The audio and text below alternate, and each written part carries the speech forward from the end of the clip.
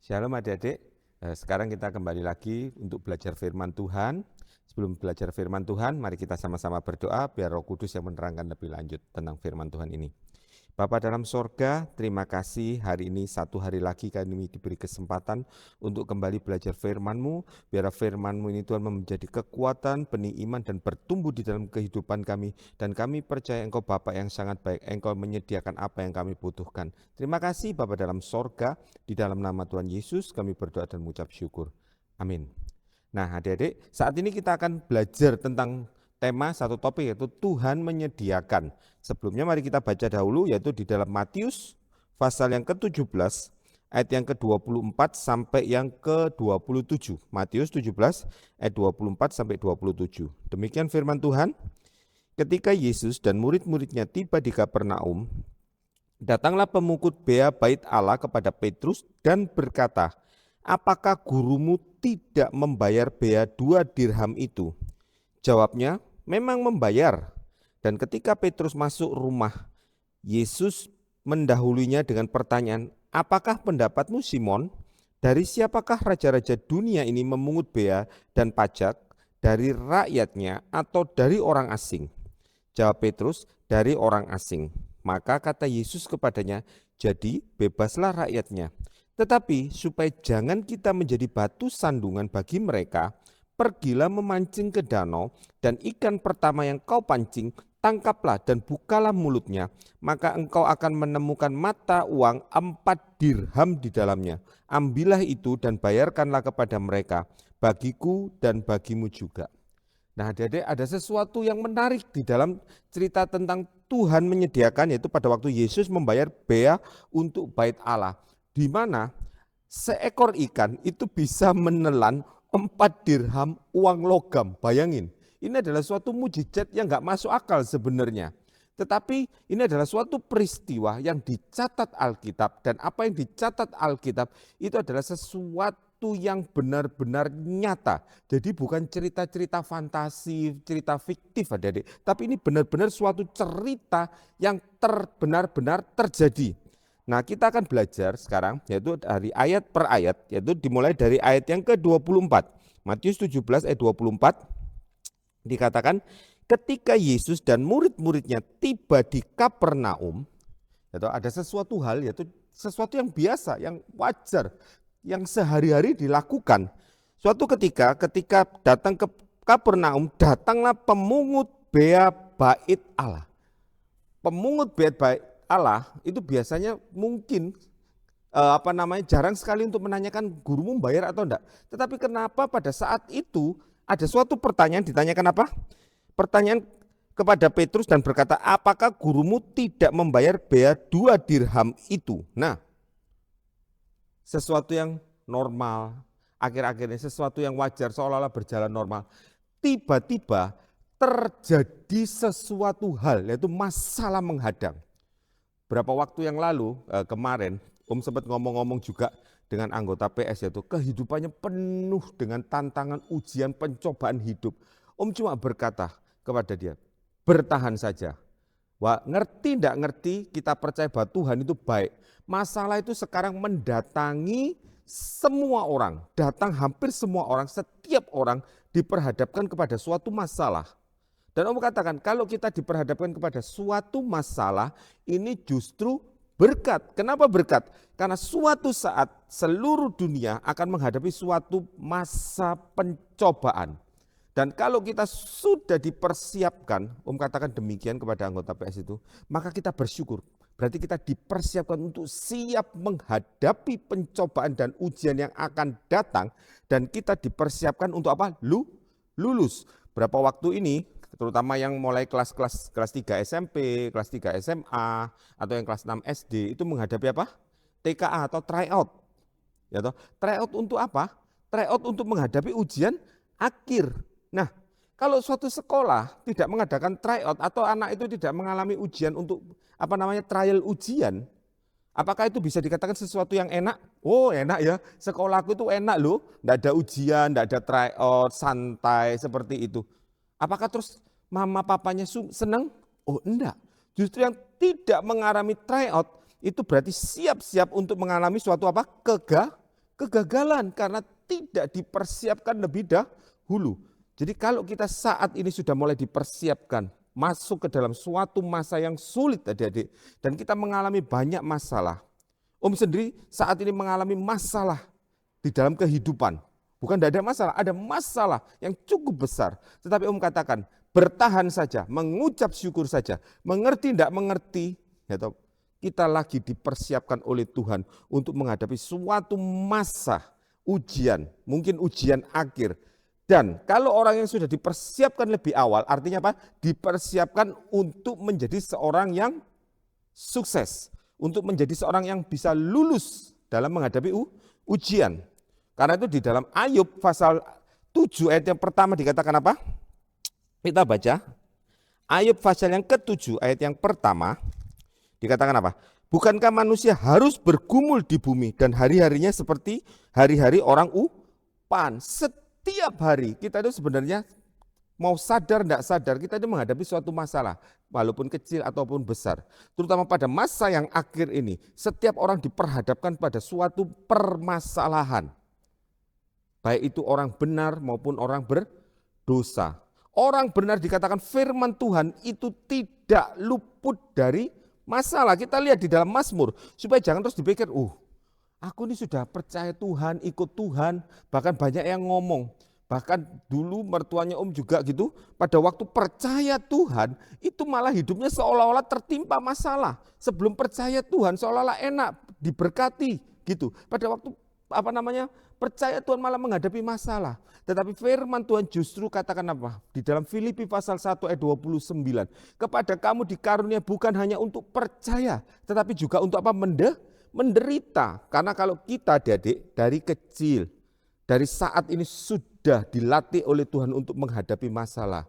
Itu artinya apa? Tuhan sudah mempersiapkan kita untuk menghadapi suatu masa di mana dikatakan dalam firman Tuhan akan mengalami masa pencobaan yang akan dialami oleh seluruh dunia. Seperti itu dikatakan dalam kitab Wahyu pasal 2. Semua akan menghadapi masalah. Termasuk kemarin pada waktu Om mengunjungi anggota PS, dia mengeluh, aduh, anakku yang pertama gini, yang kedua gini, istriku sakit dan macam-macam seperti itu. Dan Om katakan, bertahan saja. Bertahan, tetap setia, tetap percaya, ngerti tidak ngerti, Tuhan itu baik. Dan kita lagi dipersiapkan untuk menghadapi suatu masa yang sangat amat sulit, adik-adik. Karena itu kalau kita justru sekarang ini enak-enak, nyaman, waduh seolah-olah hidup ini kok santai seperti itu justru harus hati-hati. Karena apa? Karena satu saat seluruh manusia akan menghadapi suatu masa yaitu ujian maupun pencobaan. Itu dikatakan oleh firman Tuhan adik-adik. Tapi kalau saat ini kita dipersiapkan, orang benar pun tidak luput dari masalah. Kita baca di dalam Mazmur pasal 34. Mazmur pasal yang ke-34. Jadi kalau adik-adik pada waktu keluarganya menghadapi masalah atau menghadapi pencobaan atau menghadapi sesuatu adik-adik, jangan takut. Ingat, Tuhan sedang mempersiapkan kita dari kecil. Walaupun kita ini sejak kecil, orang tuaku kok menghadapi masalah. Aku ini teman-temanku kok enak ya, santai-santai enak seperti sekarang. Aku kok menghadapi masalah. Artinya apa? Adik-adik dari kecil sudah dipersiapkan oleh Tuhan untuk menjadi orang-orang yang kuat di dalam Tuhan. Bukan karena kuat karena kita diri kita sendiri, tetapi kuat di dalam Tuhan. Tetap berpegang pada firman Tuhan walaupun kelihatannya tidak sesuai dengan keadaan dan kenyataan. Firman Tuhan katakan apa? Di dalam Matius pasal yang ke-34, Mazmur 34 ayat yang ke-19. Dikatakan demikian, Tuhan itu dekat kepada orang-orang yang patah hati dan menyelamatkan orang-orang yang remuk jiwanya. Kemudian dilanjutkan Mazmur pasal 40 ayat yang 13 sampai yang ke-14. Sebab malapetaka mengepung aku. Bayangin, ini Daud sampai tidak terbilang banyaknya. Luar biasa, masalahnya banyak, luar biasa. Datang silih berganti. Seperti Om katakan, Om sendiri tidak lepas dari masalah. Sudah enak-enak seperti suatu keadaan yang enak, tiba-tiba datang masalah yang di luar prediksi dan perkiraan. Saya Om kadang-kadang, Tuhan, ini sebenarnya apa yang terjadi sih sebenarnya? Seperti kata Ayub, Tuhan, kenapa sih Engkau selalu menguji aku, datang untuk menguji aku? Seperti itu. Tapi firman Tuhan katakan apa? Orang kalau diuji oleh Tuhan, kalau dibersihkan oleh Tuhan, bahwa ada sesuatu yang indah di dalam orang itu, adik-adik. Emas itu tidak akan pernah luput dari pemurnian. Tetapi kalau batu kali atau apa ya sudah, tidak pernah dilakukan pemurnian, adik-adik. Tetapi kalau itu biji emas, suatu yang berharga, itu pasti akan mengalami sesuatu apa? Pemurnian. Jadi kalau kita mengalami pemurnian atau mengalami ujian dari sejak kecil, jangan malah ngomel, hidupku ini apes ya. Kadang-kadang sering berkata juga, aku ini kok seolah-olah sial ya. Habis ini enak-enak sebentar terus mengalami ini lagi. Kok nggak pernah rasanya itu mulus, enak seperti itu. Tapi Tuhan katakan apa? Kelihatannya sial saat ini, kelihatannya tidak enak saat ini, tetapi kelak kita akan tahu bahwa apa yang Tuhan lakukan di dalam kehidupan kita itu sungguh amat baik, adik-adik. Kita lihat di dalam Mazmur 40 ayat 13 dikatakan apa? Sebab malapetaka mengepung aku sampai tidak terbilang banyaknya. Aku telah terkejar oleh kesalahanku sehingga aku tidak sanggup melihatnya. Lebih besar jumlahnya dari rambut di kepalaku. Sehingga apa? Hatiku menyerah. Bahkan kadang-kadang kalau kita bersalah pun, masalah itu mengejar dari masa lalu kita. Jadi seolah-olah, aduh Tuhan, aku tidak kuat rasanya, aku menyerah. Dikatakan firman Tuhan sehingga apa? Daud, hatiku menyerah. Tetapi pada waktu menghadapi masalah, adik-adik, pada waktu kalian menghadapi sesuatu yang tidak enak, adik-adik. Kadang-kadang anaknya Om juga ngomong, kok enak ya, area ini ya Papi, seperti itu. Hidupnya itu enak, sekolahnya internasional, bagus, mudah semuanya. Sedangkan kalau Noel harus ini, tak bilang gitu. Kamu masih enak, ya toh. Masih banyak orang yang di bawahmu. Untuk bisa sekolah aja, untuk bisa makan aja harus apa? Jual koran dan macam-macam. Tetapi berapa banyak orang yang sukses, yang lahir dari suatu penderitaan, adik-adik. Karena itu kalau kita tidak pernah try out, kalau mau menghadapi ujian akhir tidak pernah try out, hati-hati. Kemungkinan besar kita akan apa? Gagal.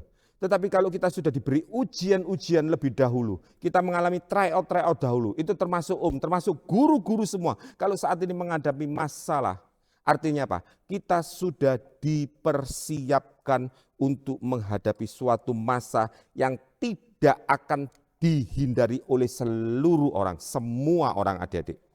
Tapi apa? Pada saat kita mengalami masalah yang bertubi-tubi sampai rasanya stres seperti kemarin anggota PS-nya stres. Tuhan katakan apa?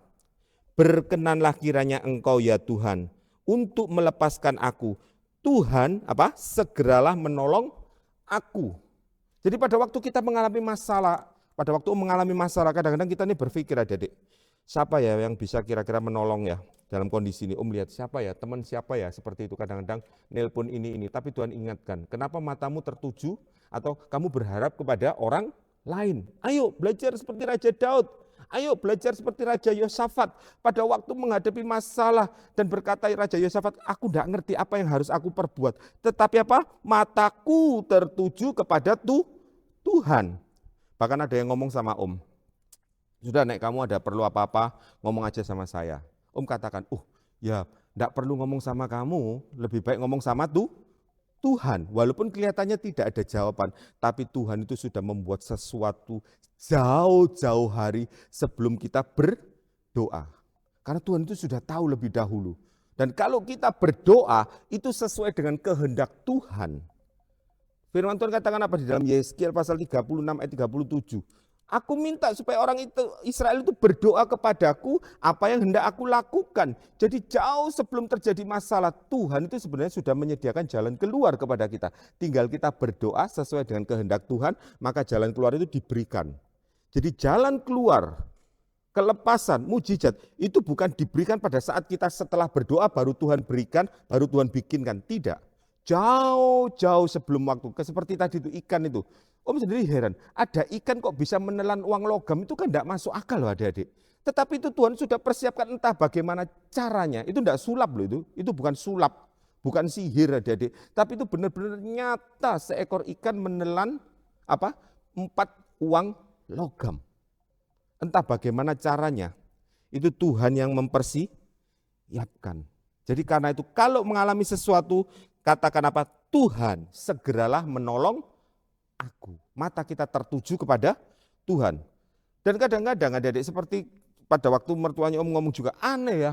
Pada waktu aku percaya kepada Tuhan, ya toh, justru makin beribadah. Kok ujian ini datang sih seperti ini? Maksudnya Tuhan itu apa sih? Sebenarnya itulah kehendak Tuhan. Bukan Tuhan itu jahat. Kita baca di dalam 2 Timotius. Jadi orang beribadah itu akan justru menderita. Lah gitu enggak usah beribadah aja. Seperti itu. Firman Tuhan katakan apa? Putra manusia Yesus aja disempurnakan lewat apa? Penderitaan. Segala sesuatu yang indah itu lewat proses dan lewat pemurnian. Tidak akan muncul sebuah emas yang murni tanpa dibakar, tanpa dimurnikan. Jadi kalau muncul tiba-tiba adik-adik akan hilang dengan juga tiba-tiba. Sesuatu yang mudah untuk didapat akan juga mudah untuk hilang. Tetapi kalau sesuatu itu diproses lewat proses yang lama, kalau kita lihat seperti batu permata, Dedek, kalau kita belajar tentang sains, ya toh, batu permata itu didapat dari apa? Proses jutaan tahun, lalu tekanan-tekanan dari bumi, tekanan gas dari bumi, dan macam-macam suhu yang luar biasa panas, akhirnya muncul suatu permata yang indah, adik-adik. Tidak mungkin permata yang indah itu muncul dalam waktu sekejap, tidak. Karena itu kalau kita beribadah dan kita mengalami penderitaan, itulah yang disebut sebagai proses dan pemurnian dan akan menghasilkan sesuatu yang indah di dalam ibadah. Bukan hanya untuk menyenangkan diri sendiri. Oh, aku enak sekolah minggu sini soalnya enak, banyak teman bisa main-main dan macam-macam. Boleh, punya teman banyak, apalagi di sekolah minggu punya komunitas itu sangat amat baik. Karena dengan adanya komunitas teman yang sungguh-sungguh kepada Tuhan, itu bisa saling menasihati. Ayo, loh kamu kok enggak datang hari ini? Iya aku malas. Ojo malas tak enteni ya di sekolah minggu ya. Seperti anaknya kadang-kadang, aduh papi capek. Tiba-tiba temannya ngomong, Noel tak tunggu ya nanti sore. Capeknya loh heran sampai tiba-tiba hilang. Papi Noel mau sekolah minggu, seperti itu. Karena ada apa? Ada teman yang menguatkan, ayo datang ditunggu seperti itu. Karena itu butuh juga kalian punya komunitas di dalam sekolah minggu. Jangan menyendiri, alone kayak anak home alone gitu sendiri. Wah, repot nanti seperti itu. Nah, seperti kita kembali lagi di dalam beribadah firman Tuhan, kita akan mengalami ujian, adik-adik. Seperti tadi, Tuhan sama muridnya ini tadi, putra manusia Yesus ini kan enak-enak mau ibadah toh. Bukan mau jalan-jalan atau mau nge-mall atau mau apa. Enak-enak mau datang ibadah. Muncul suatu permasalahan. Kita baca, di dalam ibadah pun memang Tuhan izinkan kita mengalami suatu proses. Nah di dalam 2 Timotius, kita baca, di dalam 2 Timotius pasal 3 ayat yang ke-12 dikatakan apa? Memang setiap orang yang mau hidup beribadah di dalam Kristus Yesus akan menderita aniaya. Tapi ayat yang ke-14 kita baca lompat aja ayat 14. Tetapi hendaklah engkau tetap berpegang pada kebenaran yang telah engkau terima dan engkau yakini dengan selalu mengingat kepada orang yang telah mengajarkannya kepadamu. Tetap adik-adik beribadah seperti tadi Om katakan, banyak orang bahkan teman-teman kadang-kadang yang dulu beribadah kepada Tuhan yang lain seperti itu hidupnya makmur adik-adik.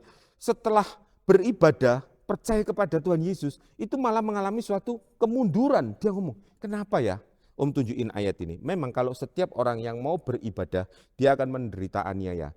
Tetapi jangan salah, Tuhan itu tidak jahat. Di dalam penderitaan dan aniaya itu ada sesuatu yang Tuhan sediakan, terutama tentang kekekalan. Kalau yang lain enak, iblis itu selalu menipu dengan yang enak-enak. Karena apa? Pikiran manusia, bahkan zaman sekarang pun adik-adik di gereja pun diajari kalau datang kepada Tuhan dapat berkat. Berkatnya yang dipikir apa? Berkat tentang hal jasmani. Nanti kalau sakit, jangan khawatir Tuhan Yesus sembuhkan. Betul adik-adik.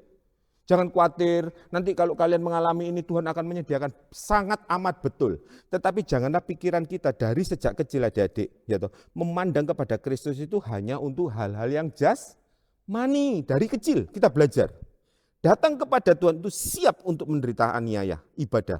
Tetapi ada satu hal yang dari kecil kita harus pahami, harus dikonsep di dalam pikiran kita adik-adik, sejak kecil, sejak muda. Di dalam penderitaan itu pasti ada kemuliaan yang kekal. Om selalu katakan juga, Om selalu kalau ngomong-ngomong sama Noel, kalau kamu ya toh, main basket sebaik-baiknya itu baik, karena Tuhan berikan talenta itu harus dipakai. Tetapi kalau pikiranmu cuma hanya untuk basket dan basket untuk menjadi juara dan macam-macam, itu sampai di apa? Di dunia aja. Pada waktu kita meninggal, tak kasih contoh. Contoh kamu tahu? Iya Papi. Siapa contohnya? Nah, ini Om kasih contoh aja. Namanya Kobe Bryant. Pemain basket terkenal. Dede. Waduh luar biasa hebat. Disetarakan dengan legend dari pemain basket. Apa yang terjadi? Pada waktu dia terbang mau main basket, apa? Pesawatnya meledak. Selesai. Apa itu nanti Om katakan kepada Noel? Apakah itu nanti dibawa ke sorga? Mana sertifikatmu? Ya kalau waktu Noel dapat beasiswa ditanyakan sertifikat basket. Kalau di sorga enggak ditanya sertifikat basketmu, kamu juara atau MVP atau pernah menang berapa kali, itu tidak dianggap adik-adik. Tetapi yang ditanya adalah berapa banyak temanmu yang kamu bawa kepada Tuhan. Berapa banyak penderitaan yang kamu alami untuk Tuhan. Seperti itu yang dihitung, berapa banyak kasih yang kamu berikan kepada orang lain. Itu yang dihitung oleh Tuhan. Tidak terus sertifikat basket, sertifikat ngafal ayat, terus akhirnya ditanya sama Tuhan, oh iya kamu lolos, kamu masuk ke dalam kerajaan surga. Tidak. Om katakan kepada Noel, tidak. Tetapi kalau kamu melayani Tuhan dengan sungguh-sungguh, dan setelah melayani masih harus menderita, habis beribadah masih menderita, itu yang dihitung oleh Tuhan. Dan jangan khawatir, apa yang kamu kerjakan untuk Tuhan tidak pernah apa? Sia-sia. Segala sesuatunya dihitung oleh Tuhan. Karena itu dalam ayat yang ke-24 tadi apa? Hidup ini selalu menghadapi perjuangan, masalah. Bahkan di dalam ibadah sekalipun kita masih menderita aniaya. Tapi firman Tuhan katakan apa? Tetap berpegang teguh pada kebenaran firman Tuhan yang sudah kita pelajari, terutama dari guru-guru sekolah minggu yang sudah mengajarkan kebenaran firman Tuhan. Karena itu guru-guru sekolah minggu pun jangan mengajarkan seenaknya sendiri. Comot ayat diambil terus diolah sendiri seenaknya sendiri. Tapi biar termasuk guru-guru, termasuk sendiri dalam mengajarkan firman Tuhan, itu harus sesuai dengan kebenaran firman Tuhan dan harus didoakan supaya firman Tuhan ini benar-benar diurapi oleh Roh Kudus, bukan sekedar sambil lalu. Nah, jadi yang pertama ayat 24, hidup ini adalah apa? Perjuangan, pergumulan. Bahkan di dalam ibadah pun kita diuji. Apakah kita sungguh-sungguh beribadah kepada Tuhan dengan hati yang tulus, ataukah dengan maksud supaya dapat berkat adik-adik. Apalagi kalau dengan maksud supaya dapat berkat untuk hal-hal yang fana. Firman Tuhan katakan di dalam 1 Korintus 15 ayat 19. Kalau kamu dalam hidup ini saja, itu berharap kepada Kristus, kita ini orang yang paling malang dari seluruh orang. Karena itu kita belajar dari sejak kecil. Biarlah apa yang kita kerjakan semuanya untuk Tuhan. Dan kalau kita sungguh-sungguh mengerjakannya dengan tulus, walaupun saat ibadah pun mengalami penderitaan. Banyak kadang-kadang Noel pada waktu dia habis diundang ulang tahun, waduh kepingin main. Tapi ternyata ada tugas, ada sekolah minggu. Kamu harus pulang. Loh enak loh ini, dia enggak sekolah minggu loh. Sudah, apa yang kamu kerjakan untuk Tuhan tidak pernah sia-sia. Akhirnya dengan rodok merengut-merut, ya sudah gitu. Tugas, terus diajak temannya juga yang sama-sama sekolah minggu. Ayo sudah sama-sama sekolah minggu aja. Kelihatannya menderita. Yang lainnya boleh bermain sampai malam, boleh bersuka cita, dia harus datang ke sekolah minggu. Tapi Om katakan sekali lagi, apa yang kita kerjakan tidak pernah sia-sia. Apalagi pada waktu kita beribadah, kita masih harus menderita karena Kristus. Semuanya itu ada hitungannya dan kekal. Kemudian kita lanjut adik-adik. Ayat yang ke-25, kita kembali ke Matius 17. Ayat yang ke-25. Matius 17. Ayat yang ke-25 sampai 26. Demikian firman Tuhan. Jawabnya memang membayar, dan ketika Petrus masuk rumah, Yesus mendahulunya dengan pertanyaan, apakah pendapatmu Simon, dari siapakah raja-raja dunia ini memungut bea dan pajak? Dari rakyatnya atau dari orang asing? Jawab Petrus, dari orang asing. Maka kata Yesus kepadanya, jadi kata Yesus. Kita garis bawahi kata.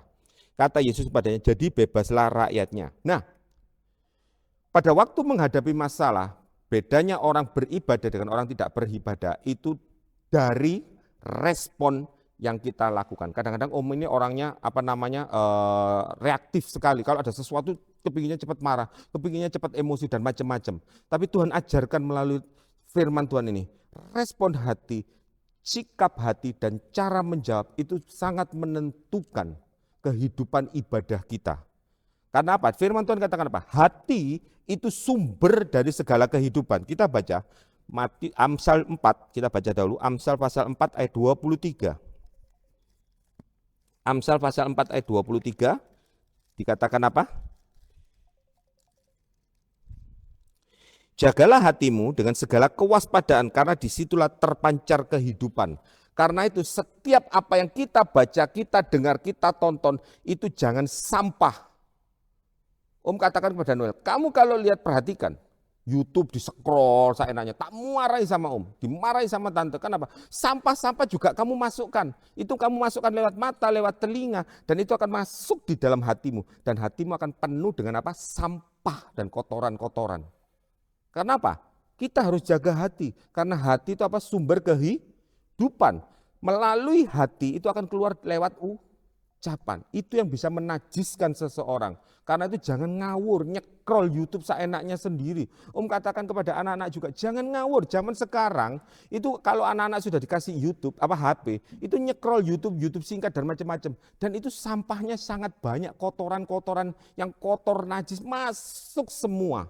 Seperti itu, karena Om selalu kontrol kepada Noel, tak bilangi, kalau kamu nyekrol seperti itu, kamu menjadi orang yang bodoh. Kamu rusakkan urat syarafmu, cara berpikirmu dengan yang sampah. Mosok si papi? Dia jawab, mosok si papi ini sampah? Coba kamu pikir.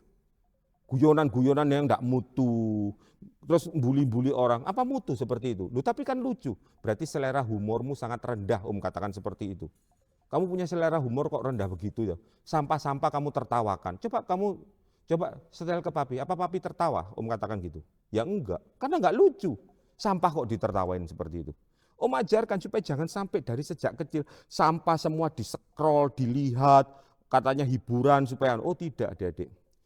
Bukan berarti hiburan itu sampah harus dimasukkan dalam hati. Karena itu respon hati seperti putra manusia Yesus itu benar.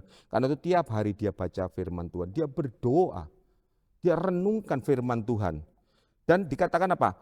Perkataan dari hati itu meluap kepada perkataan. Perkataan kita itu menentukan kehidupan adik-adik. Kita baca Amsal 18, ayat-ayat yang lain adik-adik bisa baca lewat tayangan yang ada di YouTube, itu kita bisa lihat nanti, itu muncul, ayat-ayatnya itu bisa dicatat. Kita baca di dalam Amsal 18, Amsal 18 ayat yang ke-21, hidup dan mati dikuasai lidah. Siapa suka menggemakannya akan memakan buahnya. Artinya apa? Kalau kita dari sejak kecil, juga termasuk Om sendiri, termasuk guru-guru, kita nggak peduli siapapun. Kalau suka nyekrol YouTube atau macam-macam tontonan, itu sampah dimasukkan dalam hati dan akan keluar lewat perkataan. Itu firman Tuhan. Tuhan Yesus sendiri katakan, putra manusia Yesus sendiri katakan, apa yang ada dalam hati itu keluar lewat mulut. Apa yang ada dalam hati itu keluar segala kenajisan. Dan kalau kita ngomongnya ngawur, seandainya putra manusia Yesus ngajari yang ngawur kepada Petrus, jawab yang salah, apa yang terjadi? Mungkin ribut. Akhirnya apa? Menjadi batu sandungan. Tetapi apa yang diajarkan putra manusia Yesus kepada Petrus, cara menjawabnya bagaimana? Itu di situ Petrus belajar untuk menjawab dengan tepat. Karena apa? Firman Tuhan katakan apa? Hidup mati dikuasai oleh lidah. Noel kadang ngomong, mosok si papi cuma omongan itu aja bisa. Oh, kamu mau coba toh? Tak bilang gitu. Sekarang banyak loh orang-orang kadang-kadang dipukul, bahkan dibunuh gara-gara apa? Omongan. Jangan ngawur. Kamu bisa membuat orang lain jadi kuat. Orang yang mau bunuh diri bisa kamu jadikan semangatnya jadi bangkit karena kamu perkataanmu lewat perkataan firman Tuhan. Bisa juga kamu bunuh seseorang lewat perkataanmu. Kamu buat orang itu menjadi semakin jahat lewat perkataan. Karena itu hati-hati. Jangan pernah masukkan sampah dalam hati, dan sehingga sampah ini kita keluarkan dan diterima oleh orang lain lagi, orang yang lain lagi. Sehingga akibatnya apa? Hatinya orang lain itu menjadi penuh dengan sampah, sama seperti kita. Akhirnya kita seperti TPA, tempat pembuangan akhir dari sampah-sampah itu. Busuk baunya. Karena itu perhatikan. Karena itu kita perlu, ya toh, selalu apa? Dengar firman Tuhan, baik lewat guru-guru sekolah minggu. Karena itu Om selalu katakan, juga termasuk istrinya Om, kalau ngajarkan firman Tuhan jangan ngawur. Om selalu dengarkan, ayatnya jangan ditafsirkan sendiri, ngomong seenaknya sendiri. Ada yang ngajarkan, pada waktu itu Tuhan Yesus menjala ikan, tapi yang dikasih contohnya pancing. Lu kan sama jala sama pancing, ya beda tuh ya. Jala sama pancing sama nggak? Beda. Alah cuma hal gitu. Jangan meremehkan hal-hal kecil. Kalau kita dari kecil meremehkan hal-hal kecil, maka hal-hal besar pun itu akan lepas dari perhatian kita. Karena itu perhatikan. Karena itu dalam menjawab pun jangan ngawur. Minta hikmat dari Tuhan. Amsal 15, kita baca ayat pertama dan 23. Amsal 15, ayat yang pertama dikatakan apa? Jawaban yang lemah lembut meredakan kegeraman, tetapi perkataan yang pedas membangkitkan apa? Marah. Gitu. Terus kemudian ayat 23, seseorang bersuka cita karena jawaban yang diberikannya, dan alangkah baiknya perkataan yang tepat pada waktunya. Jadi jangan ngawur, asal ngomong, asal bunyi, guyonan yang tidak penting, tidak mutu, seperti itu Om katakan kepada Noel. Jangan guyonan yang enggak lucu, seperti itu. Tapi biar perkataan kita ini selalu menyenangkan. Kalau kepingin guyonan, perkataan yang bagus, yang menyenangkan, tidak harus dengan guyonan-guyonan yang ibaratnya menjurus-jurus hal-hal yang najis. Tidak perlu. Om kadang-kadang ngomong-ngomong, bahkan sama seorang hamba Tuhan ngomong-ngomong gini, mulai menjurus-menjurus, Om tegur, loh kamu hamba Tuhan kok gitu sih, guyonannya enggak lucu, seperti itu. Bukan terus koyok sing ya kamu, bukan adik-adik, bukan. Karena itu akan menjadi batu sandungan adik-adik. Kalau dilihat oleh orang dunia, alah hamba Tuhannya ngomongnya pating pecotot gitu, seenaknya sendiri. Apa yang terjadi? Itu menjadi batu sandungan. Karena itu firman Tuhan katakan apa? Alangkah baiknya perkataan yang tepat pada waktunya. Jangan sok jawab, sok pinter, ya toh, asal ngomong, asal bunyi, tapi belajar. Kalau kita belajar menahan perkataan kita, jangan takut adik-adik. Apa yang kita hadapi, Tuhan itu sudah menyediakan. Firman Tuhan apa? Takut akan Tuhan itu sumber hikmat. Kemudian kita lihat ayat yang terakhir. Kok ayat 24 salah tulis, yaitu nanti bisa direvisi. Matius pasal 17 ayat yang ke-27 kita baca. Matius 24 sebagai ayat terakhir, 17 ayat yang ke-27. Tetapi supaya jangan kita menjadi batu sandungan bagi mereka. Nah ini kata penting, jangan menjadi batu sandungan. Pergilah memancing ke danau. Dan ikan pertama yang kau pancing tangkaplah dan bukalah mulutnya. Maka engkau akan menemukan berapa? Mata uang 4 dirham di dalamnya. Ambillah itu dan bayarkanlah kepada mereka, bagiku dan bagimu juga. Luar biasa. Ikan bisa menelan uang logam seperti itu adik-adik. Ya kalau celengan babi seperti itu. Ini ikan. Apakah itu baru terjadi? Tidak mungkin.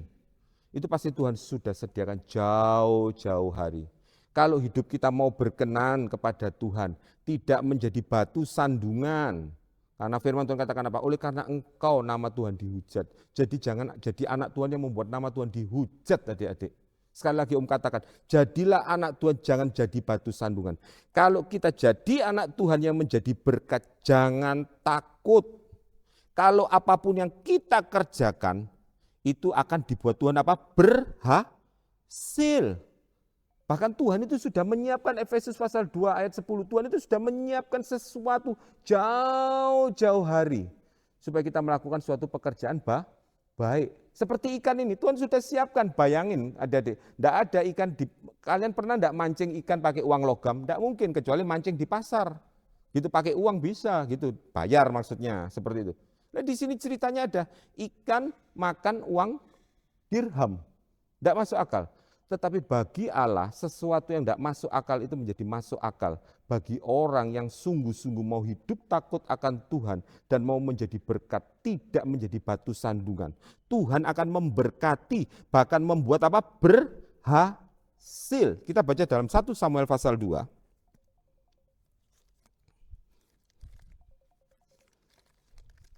1 Samuel pasal 2 ayat yang ke-7. 1 Samuel pasal 2 ayat yang ke-7, Tuhan membuat miskin dan membuat kaya. Ia merendahkan dan meninggikan. Jadi kalau kita menyerahkan hidup kita ke dalam tangan Tuhan, ingin selalu menjadi berkat untuk kemuliaan nama Tuhan, adik-adik, jangan takut. Tuhan yang merendahkan, tapi Tuhan juga yang meninggikan. Kita tidak perlu meninggikan diri, karena firman Tuhan katakan apa? Peninggian itu datangnya dari siapa? Tuhan. Tidak perlu menonjolkan diri, tidak perlu koyok sing ya oh adik-adik. Tapi asal hati kita tulus. Aku tidak mau jadi batu sandungan. Seperti putra manusia Yesus ini. Ayo, walaupun seharusnya tidak perlu bayar. Seperti itu. Masa masuk ke rumah Tuhan harus bayar, kayak ngelihat suatu pertunjukan. Tapi firman Tuhan katakan apa? Supaya kita jangan jadi batu sandungan ya toh, karena kita ini mau jadi berkat, kehidupan kita ini dilihat menjadi suratan yang terbuka buat orang lain. Karena itu, ayo sudah, kamu pancing aja Petrus. Gitu. Nanti pada waktu kamu mancing, ikan yang kamu pancing, nanti dalam mulutnya ada uang dirhamnya. Seolah-olah sesuatu yang ya mancing aja loh. Tapi di dalam kita melakukan sesuatu hal yang wajar, di situ ada campur tangan Tuhan, ada mujizat Tuhan. Dan semua yang kita lakukan itu Tuhan buat berhasil, seperti itu. Jadi jangan takut adik-adik, seperti Om katakan tadi. Kalau di dalam hidup kita dari sejak kecil ingin menjadi berkat, menjadi teladan. Om selalu katakan kepada Noel, kamu bisa musik, kamu bisa basket. Jangan terus untuk dirimu sendiri, percuma, akan menjadi sia-sia. Semuanya akan berlalu. Pemain basket sampai umur berapa sih Om katakan? Apa bisa umur 80 masih hebat, bisa ngedang, Om katakan, bisa langsung masukkan bola di ring? Tidak bisa. Tidak bisa, mau lompat aja takut nanti sendinya lepas, seperti itu. Sampai umur berapa? Tetapi kalau kita menjadi berkat lewat talenta yang Tuhan berikan, maka Tuhan justru akan menyediakan lebih lagi. Untuk apa? Supaya kita lebih berbuah. Karena itu jangan takut adik-adik. Saat kita beribadah, menghadapi suatu masalah, saat kita makin sungguh-sungguh dan justru makin banyak masalah yang dihadapi, itu justru Tuhan sedang menyiapkan kita untuk memasuki satu masa yang sangat sulit, dan Tuhan sedang mempersiapkan kita menjadi the winner, bahkan the champion, lebih more than conquer, lebih daripada pemenang, dipersiapkan dari sejak kecil.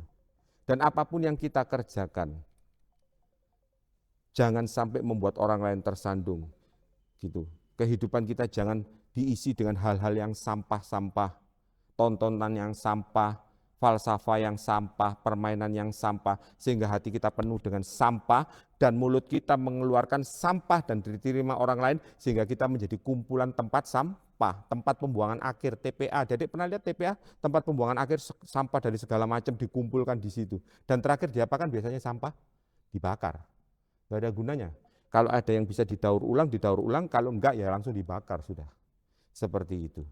Jadilah anak Tuhan yang menjadi berkat. Jadilah anak Tuhan yang tidak menjadi batu sandungan. Dan jangan takut, apa yang kita butuhkan jauh sebelum kita ada sekalipun, Tuhan itu sudah sediakan. Dan kita tinggal minta apa yang Tuhan rindukan untuk kita mohonkan kepada Tuhan. Dan itu sudah disediakan untuk kita. Supaya apa? Kita semakin menjadi berkat. Nah, sampai di sini firman Tuhan tentang Tuhan menyediakan. Kalau kita mau hidup semakin berbuah, semakin menjadi berkat, maka Tuhan akan semakin memperkaya kita dengan perlengkapan karunia dan talenta, supaya kita semakin dipakai oleh Tuhan untuk menjadi kemuliaan nama Tuhan dan menjadi berkat buat orang lain. Nanti sebentar lagi akan diadakan Natal, baik Natal sekolah minggu, Natal umum. Ayo adik-adik, ajak teman-temanmu, itu menjadi kemuliaan kita. Om katakan sekali lagi, sertifikatmu apapun, kamu juara apapun, kamu memenangkan pertandingan apapun, tidak akan ditanya di kerajaan sorga. Tetapi apa yang kita buat untuk Tuhan, terutama banyak membawa teman-teman datang kepada Tuhan, itu yang menjadi kemuliaan kita. Tuhan Yesus memberkati. Ayo kita sama-sama berdoa. Bapa dalam sorga, terima kasih buat kebenaran firman Tuhan.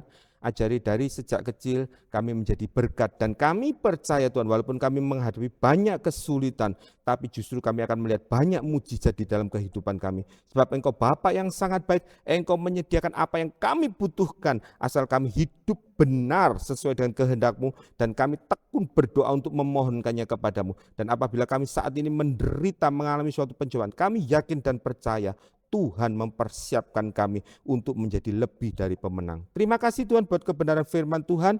Biarlah Tuhan firman ini bertumbuh dan berbuah di dalam kehidupan kami. Kami bukan menjadi batu sandungan, tetapi menjadi saluran berkat. Terima kasih Bapa dalam sorga. Pak, hari ini kami berdoa, mohonkan berkat, biarlah dengan berkat kasih Allah Bapa, anugerah Tuhan Yesus Kristus dan Tuhan Roh Kudus memberkati kami semua, mulai saat ini sampai Tuhan Yesus datang kembali. Semua yang percaya bersama-sama Om katakan, amin. Tuhan Yesus memberkati.